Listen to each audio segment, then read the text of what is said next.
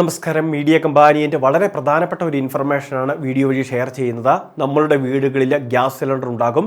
Indian gas cylinder, HP അതല്ലെങ്കിൽ ഭാരതിൻ്റെ gas സിലിണ്ടറുകൾ. EKYC ചെയ്തവർക്കാണ് മുടങ്ങാതെ ഗ്യാസ് സിലിണ്ടറൊക്കെ ഇനി മുതൽ ലഭിക്കുക എന്നതുൾപ്പെടെയുള്ള വിവിധ അറിയിപ്പുകൾ നമ്മളുടെ വാട്സപ്പിലേക്ക് അല്ലെങ്കിൽ നമ്മളുടെ ഇൻബോക്സിലേക്ക് ഇപ്പോൾ അയച്ചു തുടങ്ങിയിട്ടുണ്ട് വിവിധ കമ്പനികൾ. അതായത് ഇലക്ട്രോണിക് KYC 2024 കേന്ദ്ര സർക്കാർ കൊണ്ടുവന്നിരുന്നതാണ്. അപ്പോൾ 2024 മുതൽ 26 വരെയുള്ള കാലയളവിൽ ഒരിക്കൽ പോലും EKYC ചെയ്യാത്തവർ നിർബന്ധമായിട്ടും അടിയന്തരമായിട്ടും ഇത് ചെയ്യണമെന്നും ഓഗസ്റ്റ് മാസം 15-ാം തീയതി വരെയാണ് ഇതിന് സമയമുള്ളതുമെന്നാണ് മുൻപ് അറിയിച്ചിരുന്നത്. എന്നാൽ ഇപ്പോൾ ഓഗസ്റ്റ് മാസം 23-ാം തീയതി വരെ തീയതി അനുവദിച്ചിട്ടുണ്ട്. EKYC ചെയ്യാനുള്ള സാവകാശമാണിത്.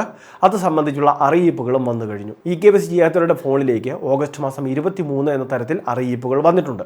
ഇനി EKYC ചെയ്തവരാണെങ്കിൽ നമുക്ക് ലഭിക്കുന്ന മേന്മകൾ എന്താണ് എന്ന് നമുക്കൊന്ന് പരിശോധിക്കാം. സബ്സിഡി കേന്ദ്ര സർക്കാർ പുനഃസ്ഥാപിക്കുകയല്ല ചെയ്യുന്നത്. ഇപ്പോൾ നമുക്ക് ഓരോ മാസങ്ങളിലും നിശ്ചയിക്കുന്ന വിലയിൽ തന്നെ ഗാർഹിക പാചകവാതകം ലഭിക്കുന്നു എന്നതാണ് ഇതിൻ്റെ ഏറ്റവും വലിയൊരു സവിശേഷത. സബ്സിഡി പോലുള്ള ആനുകൂല്യങ്ങൾ ഇല്ലെങ്കിലും EKYC ചെയ്യാതെ വന്നു കഴിഞ്ഞാൽ ഉണ്ടാകുന്ന ബുദ്ധിമുട്ട് എന്തെന്ന് വെച്ചാൽ നിലവിൽ ഗ്യാസ് സിലിണ്ടറിൻ്റെ ഭാരം അടിസ്ഥാനമാക്കി വാണിജ്യ സിലിണ്ടറുകൾക്ക് ഈടാക്കുന്ന ഒരു നിരക്ക് മറ്റുള്ളവർ, അതായത് EKYC ചെയ്യാത്തവരെ അടയ്ക്കേണ്ടി വരും.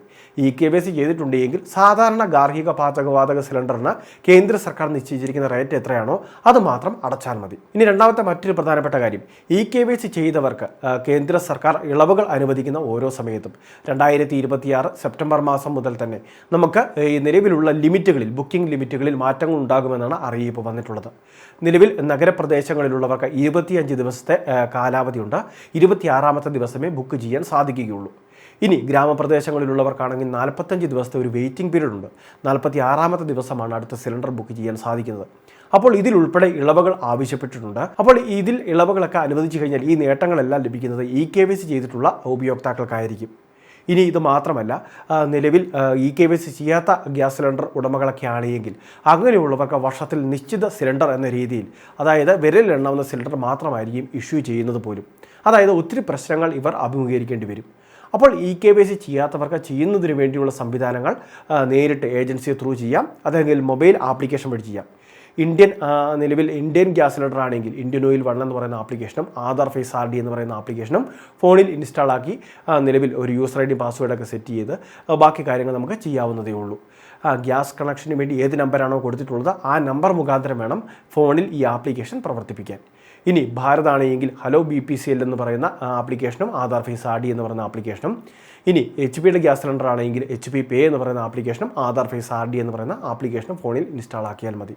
ഇതിലെല്ലാം തന്നെ നമ്മൾ പാചകവാതകം ബുക്ക് ചെയ്യുന്നതിന് വേണ്ടി ഏത് നമ്പറാണോ ഉപയോഗിക്കുന്നത് ആ നമ്പർ വെച്ച് ലോഗിൻ ചെയ്യുന്നതിന് വേണ്ടി പ്രത്യേകം ശ്രദ്ധിക്കുകയും വേണം. അപ്പോൾ EKYC ചെയ്തില്ല എങ്കിൽ സിലിണ്ടറുകൾക്ക് ഉയർന്ന നിരക്കോ അല്ലെങ്കിൽ സിലിണ്ടറുടെ എണ്ണം കുറയ്ക്കുകയോ അല്ലെങ്കിൽ ലഭിക്കാത്തതിനെ വരികയോ ചെയ്യുന്ന സാഹചര്യം ഉണ്ടായിരിക്കാം. 2026 സെപ്റ്റംബർ 1 മുതൽ ഇത്തരം കാര്യങ്ങൾ കർശനമായിട്ട് നടപ്പിലാക്കാനാണ് കേന്ദ്ര നിർദ്ദേശം. അതുകൊണ്ട് തന്നെ ഇന്ധനം മുടങ്ങാതിരിക്കാൻ ഈ കാര്യങ്ങൾ ഇപ്പോൾ തന്നെ ശ്രദ്ധിക്കുക. എത്രയും വേഗം EKYC പൂർത്തിയാക്കുക. EKYC ചെയ്തവർക്ക് ഒരു തടസ്സവും ഇനി ഉണ്ടാവുന്നതുമല്ല. വളരെ പ്രധാനപ്പെട്ട ഒരു ഇൻഫർമേഷനാണ് ഷെയർ ചെയ്തത്. ഇതുപോലുള്ള അറിയിപ്പുകൾക്ക് ചാനൽ സബ്സ്ക്രൈബ് ചെയ്യുക, ഫോളോ ചെയ്യുക.